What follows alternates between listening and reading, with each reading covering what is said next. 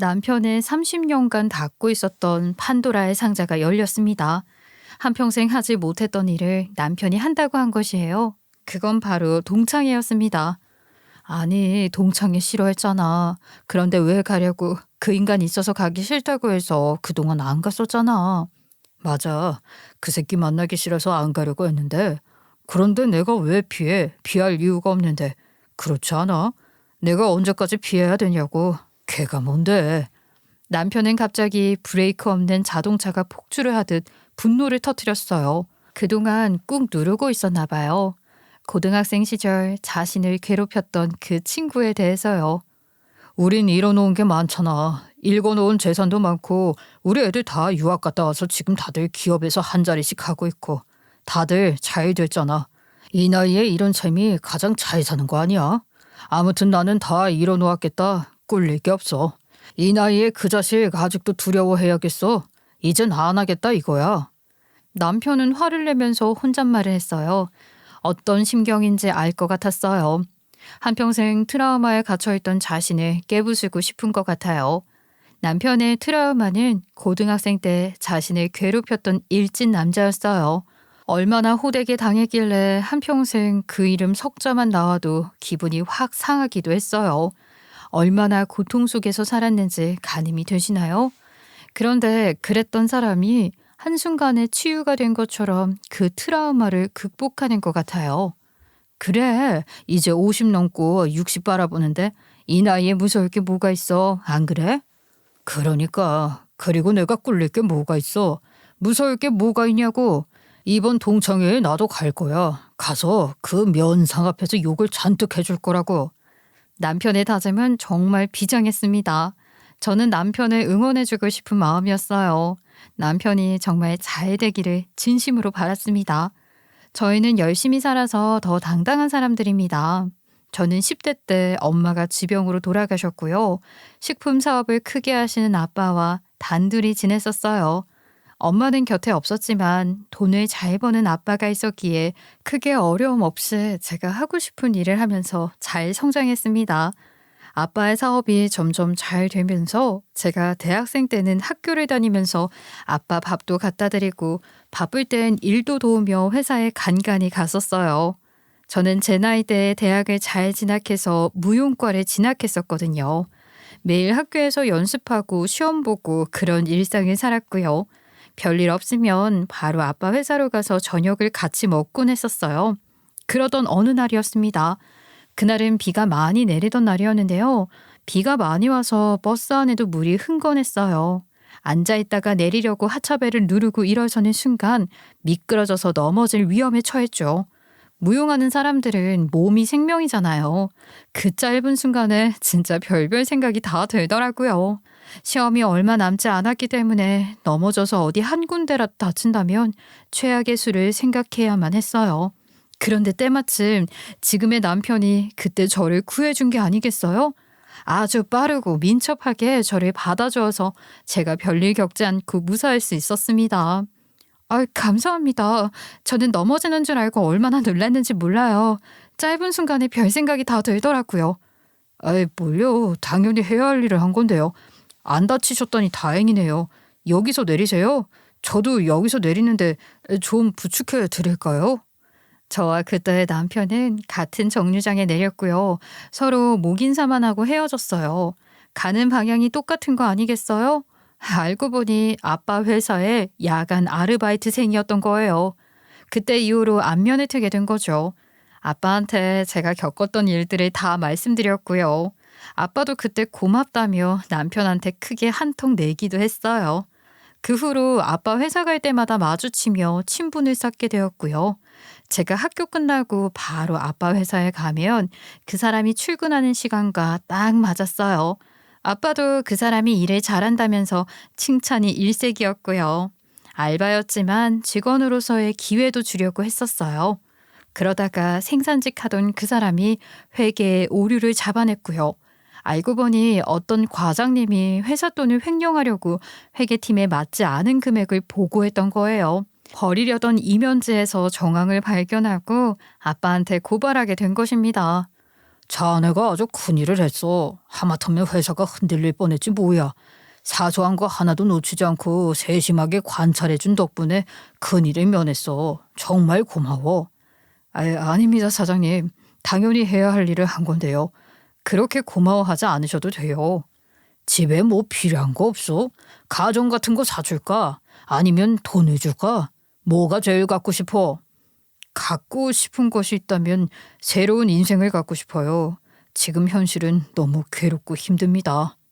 아빠는 큰일을 해냈다고 포상을 주려고 했는데 그때 이 남자의 사정을 알게 되었어요. 사정을 들어보니까 많이 딱하더라고요. 집이 너무 가난해서 고등학교 졸업 후에 알바만 뛰고 있다고 해요. 자기가 안 벌면 생활이 안 된다고요. 가난해서 공부도 못했고 고등학생 때는 가난해서 괴롭힘도 많이 받았었다고 해요. 서글픈 인생이 너무도 괴롭고 벅차고 힘들다며 아빠한테 안겨서 엉엉 울었던 모습을 보았어요. 그래, 그럼 자네는 뭘 하고 싶나? 뭘 하고 싶은지 말을 해봐. 내가 최대한 도와주겠네. 저는 회계 쪽 일을 하고 싶어요. 그래서 집에서 따로 공부를 하고 있긴 합니다. 수를 정리하는 느낌이라 회계 쪽으로 성장하고 싶어요. 아마 그때 그 사람은 회계 쪽 일을 맡고 싶다는 이야기를 한 것 같은데요.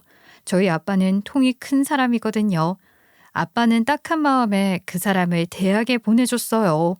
학비에 용돈까지 쥐어주면서 말이에요. 그리고 밤에는 가족들의 생사를 책임질 수 있게끔 원래대로 회사에서 일을 하게 해줬고요. 그렇게 아버지 품에서 대학도 나오고 대학원까지 졸업하며 우수한 인재로 거듭나게 되었습니다. 저는 그 사이에 유학을 갔다 왔어요. 다시 재회를 했을 땐 그 사람은 어마어마하게 성장해 있었어요. 그 정도는 아빠 회사 말고 대기업을 가도 좋은 스펙이었는데 의리를 지킨 거죠. 아빠가 아끼는 직원이 되었고 집에도 자주 불렀다가 저와도 눈이 맞아 결혼까지 했던 것입니다. 이렇게 잘 살아왔음에도 불구하고 남편 마음 한구석에는 학창시절에 자신을 괴롭혔던 그 남자가 의식이 되어 있던 것 같아요. 이런 소리를 종종 했었어요. 그 새끼가 지금 나를 보면 얼마나 놀랄까. 예전에 내가 아닌데 나를 보면 얼마나 놀랄까. 설마 지금도 나 만나면 돈 달라고 하진 않겠지? 아유, 지금 그런 말 하면 엄청 쪽팔린 거지. 아마 지금의 당신 보면 엄청 놀라면서 이제는 당신한테 쫄 거야. 그렇지? 그런 사람은 그냥 잊어. 그게 정신건강에 좋아. 남편이 고등학생 시절에 남편 집이 가난하고 뭘 해도 대응을 할 수 없는 집이니까 더 괴롭혔다고 해요. 그 가난한 사람한테 돈 가져와라 시켰고 안 가져오면 때리고 모욕 주고 그랬다고 해요. 그 시절 그 인간한테서 엄청 당해서 트라우마로 남은 거죠. 왜 어릴 때는 외모나 체력, 깡 그런 게 전부잖아요. 남편은 당시 왜소하고 그랬대요. 그래서 타깃이 되었던 것이고요. 성인이 돼서도 동네에서 만나면 돌아가고 동창회도 안 나가고 피할 수 있는 일은 다 피했다고 해요. 엄청난 트라우마였던 거죠. 그 사람 최근 소식 들은 거 있어? 그런 성향이면 여전히 양아치 짓 하면서 잘 못 지낼 것 같은데 동창 중에 소식 들은 애 없대? 그 새끼 고등학교 졸업 후 대학 못 가고 양아치 짓 계속 하고 다니다가 군대 갔다 온 것까지만 듣고 소식 끊겼어. 뭐 뻔하지 않아? 여전히 양아치 짓 하고 다니겠지. 고등학교 졸업한 지가 벌써 20년인데 뭐라고 살려나? 당신도 그만 잊고 살아. 당신 삶을 살아야지. 그래, 나도 잊어야지. 그 자식 무서워서 동창회도 못 나갔었는데 올해는 한번 나가봐야겠어. 평생 양아치 짓만 하고 살 줄 알았죠. 그래서 그 당시 남편도 용기를 내서 동창회를 나가려고 했었는데 의외의 소식이 들렸습니다. 그해 동창회를 며칠 앞두고 있을 때 남편은 술이 떡이 되도록 마시고 들어왔어요. 아유, 이 사람이 왜 이렇게 술을 많이 마시고 들어왔어. 정신 좀 차려. 이게 무슨 일이야. 여보. 다 필요 없어. 정말 다 필요 없다고. 인생사 운 좋은 놈이 잘 사는 거였어. 젠장. 내 인생은 왜 이 모양이야? 그날 남편은 알 수 없는 말을 했고요. 엄청 괴로워하며 울었습니다. 다음날 아침에 일어난 남편한테 물었죠. 어제 어떻게 된 일이냐고요. 세상 참 불공평해. 어떻게 나한테만 이런 일이 생길 수가 있지? 나 정말 너무 억울해. 아이, 무슨 일인데 그래. 말을 좀 자세히 해봐. 뭐가 그렇게 세상이 불공평하다는 거야. 그 자식 있잖아. 나 괴롭혔던 그 자식. 어제 술 같이 마신 친구가 그러더라. 그 새끼 운 좋게 대기업에 들어갔다고. 나는 힘들게 공부하고 노력하고 어렵게 기회를 잡아서 겨우 살고 있는데 그 사람은 군대에서 선임 잘 만나서 백 써서 대기업 들어갔대. 그 말을 듣는데 저도 어이가 없더라고요. 남편은 분개했어요. 아, 그런 사람들 잘 살면 안 되지 않아요? 어떻게 일이 이렇게 잘 풀려요? 이건 말이 안 됐어요. 그런데 그렇게 들어간 사람들 진급 때 다 잘리지 않아? 아, 절대 진급 못하지. 학벌에서 잘리고 일 못해서 성과에서 잘릴 텐데 얼마 못 버틸 거야, 여보. 모르지. 그렇게 든든한 뒷백이 있는데 가능한 거 아니야? 아무도 들어오지 못한 입사를 그렇게 백으로 들어왔는데 진급도 해주겠지. 사회가 그렇게 정이 넘쳐? 아니, 무슨 자선단체니? 아니, 절대 사회는 그렇지 않아. 사회는 냉철해. 자기한테 쓸모없는 인간들은 다 쳐내. 그 사람이 일이라도 잘하면 모를까. 절대 그럴 일 없을 거야, 분명히. 그런데 그 새끼 기회주의자라서 그런 걸 어떻게 풀어갈 수 있을지도 모르잖아. 너무 불공평해. 왜 그런 새끼한테 기회를 주냐고. 그 당시에도 이미 많은 것을 이뤄낸 남편이었지만 그 사람이 잘된 소식을 듣자 배알이 꼴린 것 같았어요. 저라면 그 인간은 그 사람 나름대로 살겠지 하며 생각하지 않고 살 것 같거든요. 그런데 남편 성격이 그러질 못하는 것 같아요. 계속 곱씹게 되는 것 같아요. 꼼꼼하고 세심한 성격인데 저렇게 자꾸 자기를 괴롭게 하니 저도 보기가 힘들었습니다. 그런데 정말로 그 인간은 눈치가 빨랐고요. 기회를 잘 잡아서 그 힘들다던 대기업에서도 꽤 오랫동안 버텨냈어요. 결국 뭐 과장까지 달게 된 것을 소식으로 들었고요. 그런 소식이 들릴 때마다 남편은 분개를 했어요. 남편도 못지않게 잘 지냈거든요. 저희 남편이 아빠 회사에서 엄청 인정받아서 꽤 높은 직급까지 올라갔어요. 그런데 남편이 이런 말을 하더라고요. 여보, 당신이 더 직급도 높고 연봉도 이 정도면 많이 받는 거잖아. 왜 자꾸 스스로를 그 인간과 비교를 해? 그럴수록 당신만 더 괴로워져. 나는 중견기업이잖아. 그 새끼는 대기업이고 그 차이가 나는 싫은 거야. 그 자식이 지금의 나를 봐도 나는 그 시절 찐따인 거지. 나는 그걸 탈피하고 싶어. 대기업과 중견기업이라는 차이 때문에 남편이 그 인간보다 못 산다고 생각을 하는지 계속 의식을 하며 지내더라고요. 참 안타까웠어요. 고등학교 졸업한 지가 얼마인데 세월이 얼마나 많이 흘렀는데요. 그때 받았던 상처가 그렇게 쉽게 잊히지 않나 봐요. 그래도 다행인 게 뭔 줄 아세요? 그 인간이 과장 이상으로는 더 이상 진급을 안 하더라고요. 아니, 못했겠죠. 그 운이 딱 거기까지였겠죠. 정말 잘 됐다고 생각했어요. 그래서 남편의 자격지심이 거기에서 딱 멈추게 되었어요. 그 이후로는 따로 소식도 안 들렸고요. 그래서 남편도 다 잊고 지내는 줄 알았어요. 그렇게 몇 년이 흘렀어요. 아니, 생각해보니까 10년도 더 흘렀네요. 잊고 지냈던 그 인간의 최근 소식을 친구한테서 듣게 되었던 겁니다. 남편은 그때 기분 좋게 술을 마시고 와서 그러더라고요. 역시 당신 말이 맞았어. 역시나 과장 이상 진급은 어려웠더라. 그 인간 회사에서 나가리 됐대. 잘 됐지? 진짜? 그럴 줄 알았어. 그래서 회사에서도 잘렸대? 아니면 그만뒀대? 잘렸겠지. 그건 상관없어. 어찌됐든 나가리 됐다는 것이 가장 큰 것이지. 그거면 됐어. 상승된 남편의 기분은 며칠 동안 유지되었어요. 그때서야 트라우마가 해소되었겠구나 싶었죠. 그리고 며칠 뒤에 알게 되었어요. 그 인간 뒷백이었던 사람이 회사에서 안 좋은 이유로 나가게 되자 그 양아치도 같이 나가게 된 거라고요. 추가로 그 이야기를 듣고 더 좋아했었어요. 날마다 술을 마시고 들어오긴 했는데 엄청 좋은 기분에 들어와서 저도 좋아 보였습니다. 이게 좀 그래요. 저는 정말 평범하게 살아왔고요. 누군가를 이렇게 미워해 본 적이 없어요. 사람을 미워하는 것도 많은 에너지가 필요하다고 하잖아요. 남편이 이렇게 애를 쓰며 미워하는 걸 멈췄으면 싶었는데요. 이렇게 그 사람이 안 좋게 되자 그 미워하는 마음을 끝낼 수 있을 것 같다는 생각에 안도하기도 했습니다. 그리고 얼마 뒤 또 남편에게는 좋은 소식이 들어왔어요. 그 사람이 잘 못 지낸다는 소식이었죠. 여보, 세상에 참 모르는 거다. 그 자식 초년운, 청년운까지는 좋았을지 몰라도 중년운이랑 말년운은 안 좋나 봐. 또 그 사람 이야기야? 이번에는 뭔데? 그 사람 잘 못 지내고 있대? 회사 그만두고 뭐하고 산대? 그 새끼가 번지르란 외모와 말솜씨로 학창 시절에 인기가 많았고 운이 좋아서 대기업 들어가서 청년 시절을 보냈었잖아. 그 운 다 마른 것 같아. 왜? 요즘 뭐 엄청 안 좋게 살고 있대? 당신이 이렇게 좋아하는 걸 보니까 별로 좋지 못할 것 같은데. 맞아?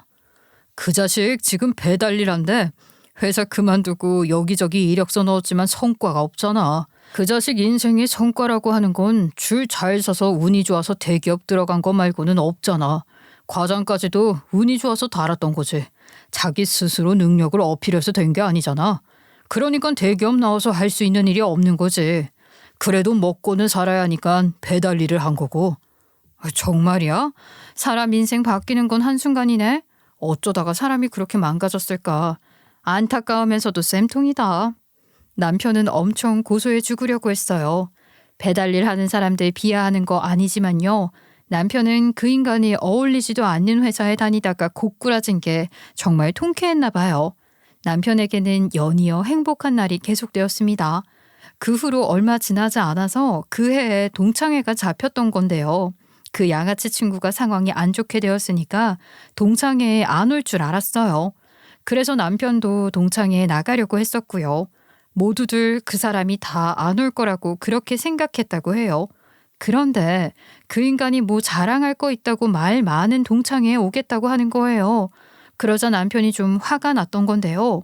이내 자신은 이제 꿀릴 게 없으니 나갔다 온다면서 마치 기합을 넣듯 혼잣말을 되뇌었습니다. 그 당시 저희 남편은 아빠 회사의 임원이 되었어요. 배달을 하는 그 친구에 비해 우리 남편은 엄청 잘 나가는 사람이 된 거죠. 남편은 당당했어요. 자신이 읽어온 삶이고 원해온 일상이었으니까요. 여보, 준비 다 됐어? 우리 지금은 나가야지 늦지 않을 텐데. 오늘 주말이라 차 많이 막힐 거야. 서둘러. 다 됐어. 나가. 차를 좋은 걸로 가져가자. 아무래도 내 사회적 지위가 있으니까. 남편은 옷에 엄청 신경을 썼고요. 동창회가 밤에 있었는데 낮에는 미용실을 갔다 올 정도로 외모에도 많이 신경을 썼습니다. 심지어 동창회 며칠 전부터 저에게는 백화점에 가서 최고급 옷을 사라고 카드까지 쥐어줬고요. 남편은 정장을 원하는 디자인과 원단으로 아예 맞춤 제작을 했어요. 쉽게 보이고 싶지 않았던 남편의 비장한 준비였습니다. 저희 집 차도 2대가 있는데요. 하나는 대형차고요. 하나는 세단인데 그중에서도 더 좋은 급의 차로 남편은 타자고 했어요. 잘 나가는 걸 티내고 싶었겠죠. 이해합니다. 그래서 떨리는 마음으로 30년 만에 남편의 동창회에 도착했어요. 남편이 도착을 하자 친구들이 우르르 일어나 남편을 반겨주더라고요. 세연아, 이게 얼마만이야? 나는 너 못 보고 죽는 줄 알았다. 정말 반갑다. 전교 1등 반갑다. 나는 가끔 네 생각 많이 했었어. 병원에서 일한다고? 의사랬지? 그래, 지금은 지방에 있어서 잘 못 올라와. 오늘도 간신히 빼고 왔어. 잘 지냈지? 이게 누구야, 정세연이? 너 이 자식 그동안 동창회는 한 번도 안 오더니. 야, 오랜만이다. 잘 지냈어? 야, 나야말로 이게 누구야? 너 많이 달라졌다. 우리가 서로 키 순서대로 1번 아니면 2번이었는데 너도 많이 컸구나. 야야, 나는 대기만 성형이었어. 뒤늦게 크더라. 건대 가서 많이 컸어. 운동을 하니까 쑥쑥 컸나 봐. 너도 많이 컸다. 나도인데 나도 군대 가서 많이 컸어. 역시 친구 아니랄까 봐 이런 것도 답냐? 쉴 새 없이 이어지는 인사와 근황 질문에 저는 끼어들 틈이 없더라고요. 그래서 한 발짝 멀리 떨어져서 그들을 관찰하기 시작했습니다. 정말 보기 좋더라고요. 친구들은 모두들 저희 남편을 좋아했고요. 옛 추억을 꺼내서 이야기를 하는데 듣고만 있는데도 정말 재밌더라고요. 왜 남자들의 추억은 여자들과는 좀 다르게 재밌는 일이 많잖아요. 허당인 이야기, 치밀했지만 결국 이뤄낸 게 없는 이야기, 선생님께 혼났던 이야기들을 듣고 있으니까 너무너무 재밌더라고요. 그렇게 시간 가는 줄 모르고 떠들었어요. 남자들 수다도 정말 여자들 못지 않더라고요. 저는 랩을 하는 줄 알았다니까요. 하도 빨리 말해서요. 그렇게 반가운 마음이 가득 차 있는 친구들과 이런저런 얘기를 나누다가 남편도 그때서야 제가 떠올랐나 봐요. 아, 우리 와이프 소개 안 시켜줬지? 내 와이프야, 인사해. 처음 보지? 남편 친구들이 모두들 저에게 인사를 했고 저도 맛인사를 했습니다. 아, 재수 씨, 나이가 어떻게 되세요? 아니, 그 나이에 이렇게 관리 잘하시기 힘든데 혹시 나이 속인 거 아닌가요? 이 사람이 무용을 전공했거든. 그래서 항상 관리가 되어 있어. 지금도 학생들 가르치고 있어서 관리 엄청 해. 야, 이 자식아 부럽다. 너는 일로도 성공하고 저렇게 예쁜 와이프도 없고 다 가졌네. 네 와이프도 예쁘잖아. 천사 같다고 네가 전에 얘기했던 거 기억나. 맞지? 그 천사가 요즘에는 좀 푸짐해져서 날지를 못해요. 그래도 나 생각해주는 건 우리 와이프가 제일인데. 그러니까 잘해라. 와이프 말 들어서 나쁠 게 하나도 없더라. 남자는 여자 말을 잘 들어야 해. 제 소개는 그렇게 간단히 끝났고요. 시답지 않은 말들을 늘어놓으며 또다시 수다 삼매경이 시작되었어요. 저는 조용한 다른 테이블에 앉아서 다른 동창이랑 같이 온 와이프들과 조심스럽게 대화를 하며 밥을 먹었지요. 저를 딱히 챙기지 않아도 그날은 괜찮았어요. 남편이 그토록 보고 싶었던 친구들을 만나서 저렇게 즐겁게 대화하는 모습만 봐도 배가 부를 지경이었거든요. 정말 보기 좋았습니다.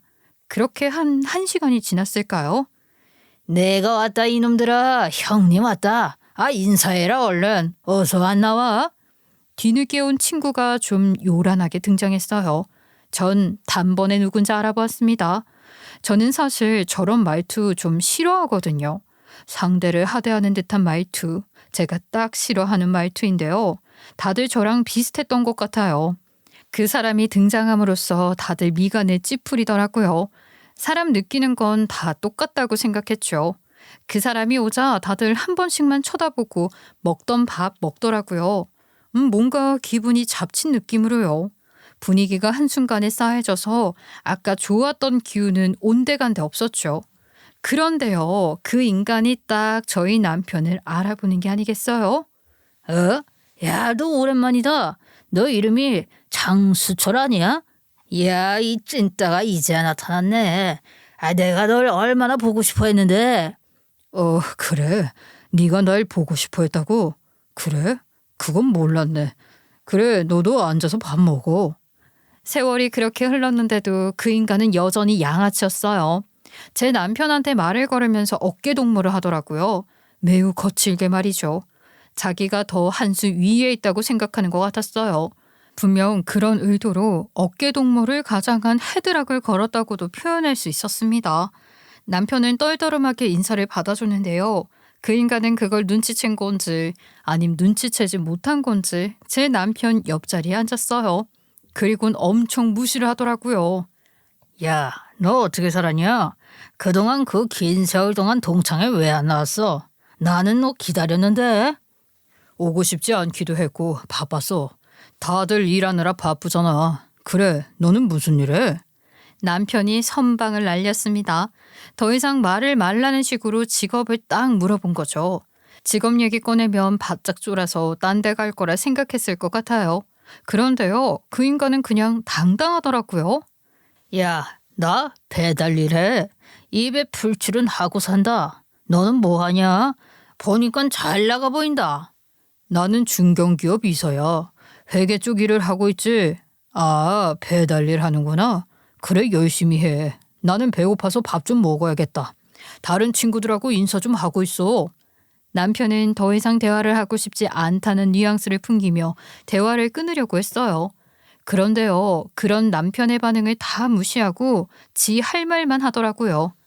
야야, 뭘 쫄아. 세월이 몇 년인데 아직도 쫄아. 너나 무서워서 그동안 동창회에 안 나온 거야? 아이, 내가 때릴까 봐. 야, 이 찌질이가 세월이 지나도 변하지를 않네. 그러니까 네가 영원한 나의 부하라는 거야. 마치 너는 내 손아귀에 있다는 느낌으로 밥 먹는 남편의 뒤통수를 쓰다듬더라고요. 남편도 하도 얼이 있어서 제가 옆으로 갔습니다. 안녕하세요. 이 사람 친구인가 봐요. 이렇게 스킨십이 자연스러운 거 보니 가까운 친구셨나 봐요. 아, 수철이 와이프 되세요? 안녕하세요. 저는 수철이 친구 김용대라고 합니다. 처음 뵙네요. 저희가 엄청 친한 사이였죠. 장난도 치고 농담도 잘하고 그런 사이요. 그렇지? 남편은 여전히 말없이 그저 시선을 밥에 놓은 채 밥만 먹고 있었어요. 그 밥그릇을 비워내는 것에 목표를 정했나 봐요. 아, 정말 보기 짜증스러웠어요. 차라리 화라도 내지요. 이게 뭔가요? 여전히 꼼짝 못하고 있는 거잖아요. 재수 씨, 그런데 그거 아세요? 얘 학창 시절에 정말 찐따였는데 돈도 없는 그지가 결혼은 어떻게 했나 보네. 아, 신기해라. 그 양아치 친구가 남편과 저를 계속 건들더라고요. 그래서 저도 응대를 해줬어요. 과거가 뭐가 중요해요? 나쁜 짓 하고 다닌 것도 아닌데요. 제 남편이 찐따였다는 게 뭐가 중요해요? 나쁜 짓 하는 사람들도 잘 살고 있는데 안 그래요, 김용대 씨? 그 양아치 친구는 좀 당황해하더라고요. 제가 한 방 먹였다고 생각을 했죠. 그렇죠. 과거가 뭐 중요합니까? 미래가 중요하죠. 아, 그렇죠. 맞는 말씀이에요. 이야, 너 와이프 하나 잘 얻었구나. 그러니까요. 현재가 중요하고 미래가 중요하죠. 김용대 씨는 무슨 꿈을 꾸고 사세요? 저요? 아이, 이 나이에 뭔 꿈이 있겠어요. 그냥 될 대로 되라 인생 사는 거죠. 저는 욜로예요, 욜로. 현재를 즐기는 사람. 애들도 다 집 나가서 다 각자 생활하고 있어요. 자식들 키워봤자 소용없대. 아빠 힘들다니까 다들 모른 척이나 하고. 좋지도 않은 가정사를 뭐 저렇게 자랑하듯 늘어놓을까요? 부끄러움도 없는 인간이라 생각했죠.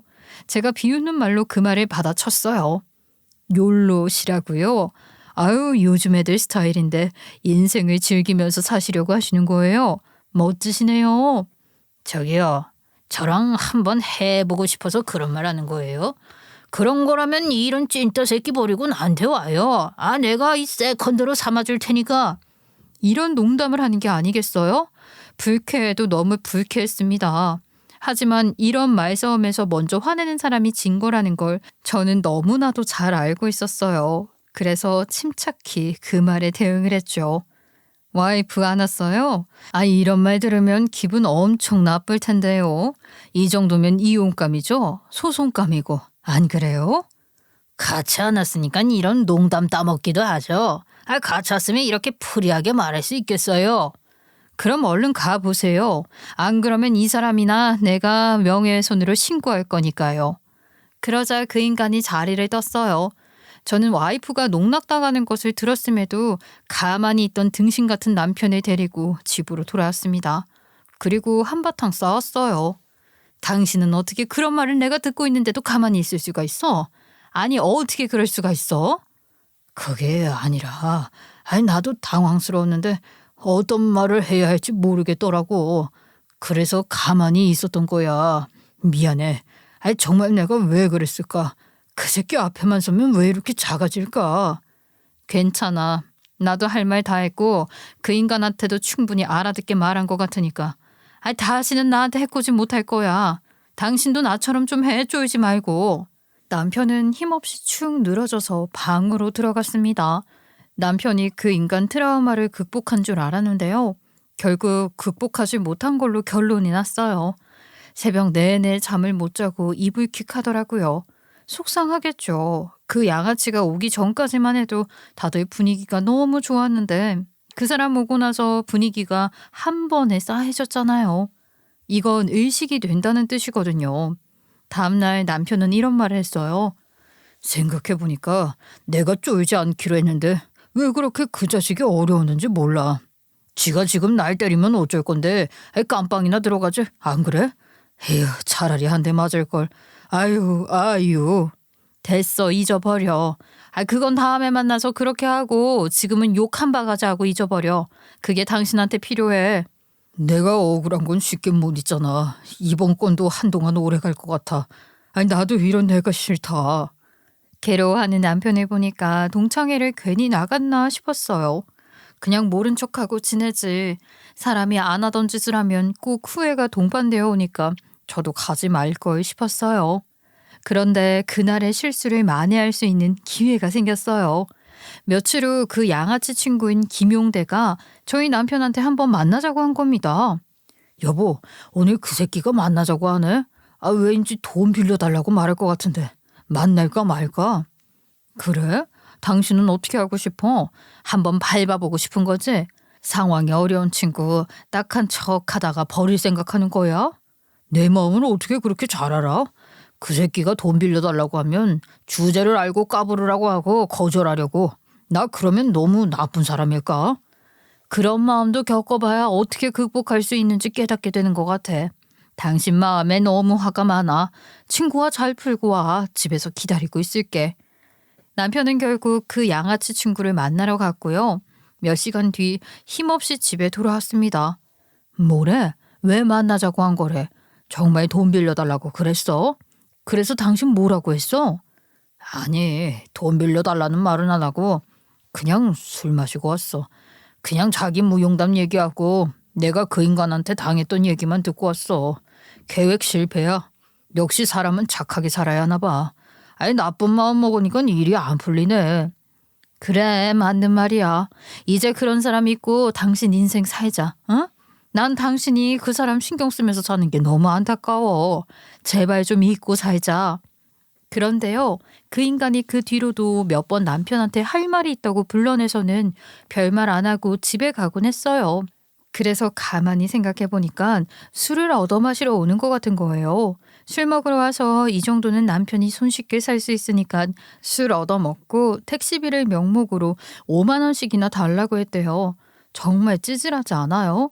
이 나이 먹고 그렇게 사는 건 정말 찌질한 겁니다. 그날도 남편한테 전화가 왔었어요. 또 만나자고요. 할 말 있다고요. 남편은 또 나간다고 했고요. 여보, 잘 들어. 그 인간이 당신 이용해 먹고 있는 거야. 만나면 술 사줘. 집에 간다고 하면 택시비 줘. 그거 얻어먹으려고 당신한테 만나자고 하는 거라고.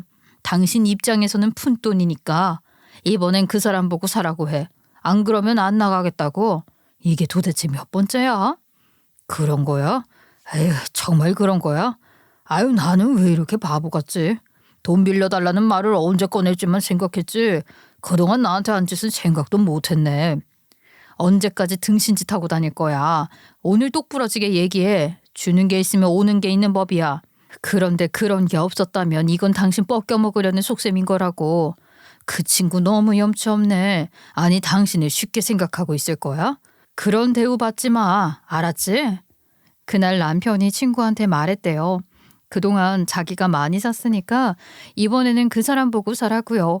그랬더니 노발대발하면서 친구 사이에 돈을 생각하냐면서 자기가 돈 없다고 무시하냐 별별 말이 다 나왔다고 합니다. 그때서야 남편도 확 느껴진 거죠. 그 인간의 본심을요. 남편이 이용당하고 있다는 사실도요.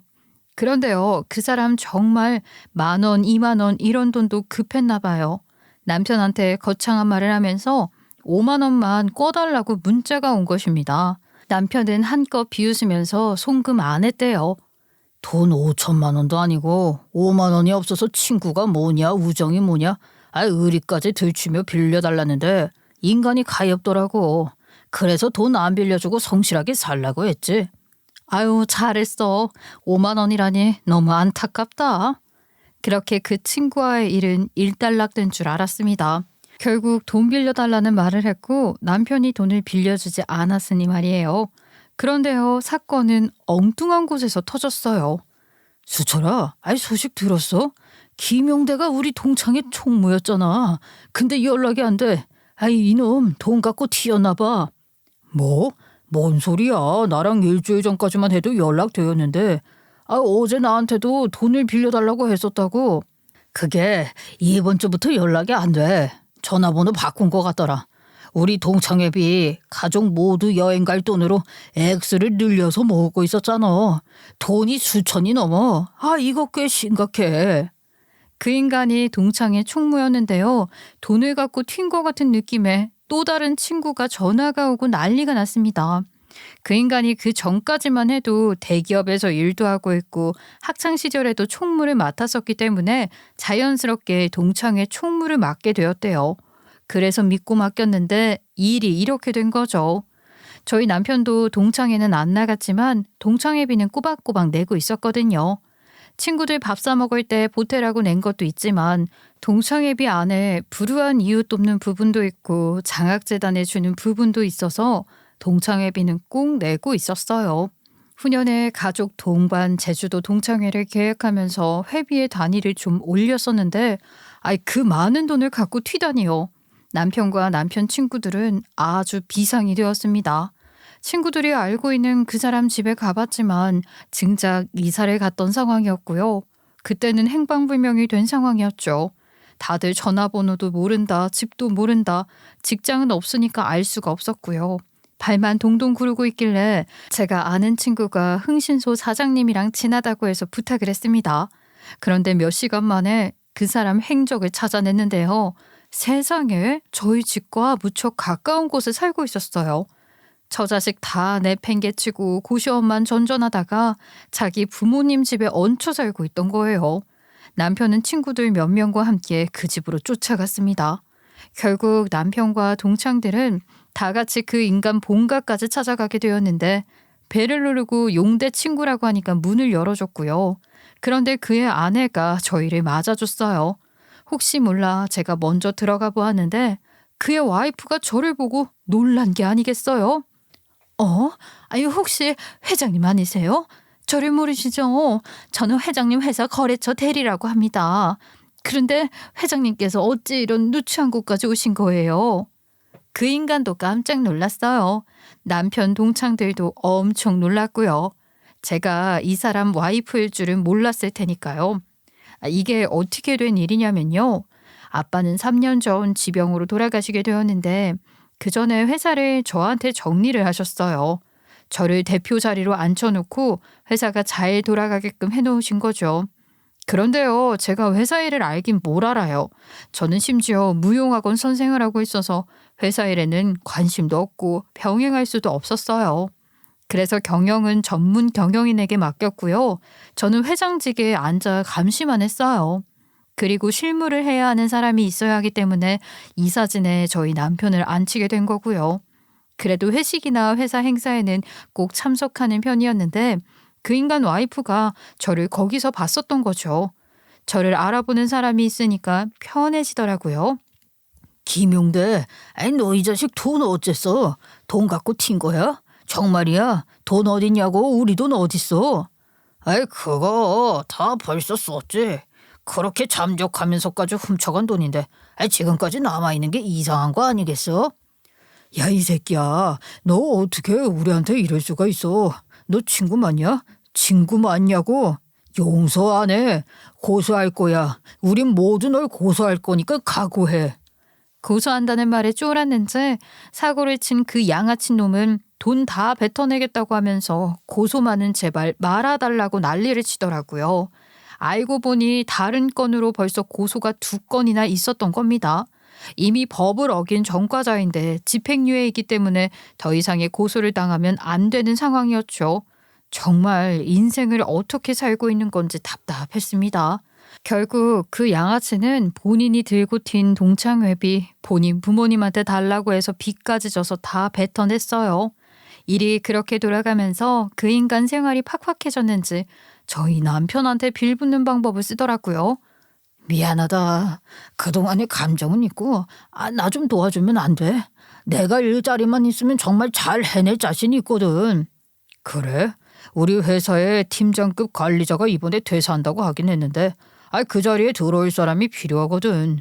그건 내가 한번 볼게. 네가 나한테 어떻게 하는지 그거 보고 결정할게. 정말? 내가 잘할게.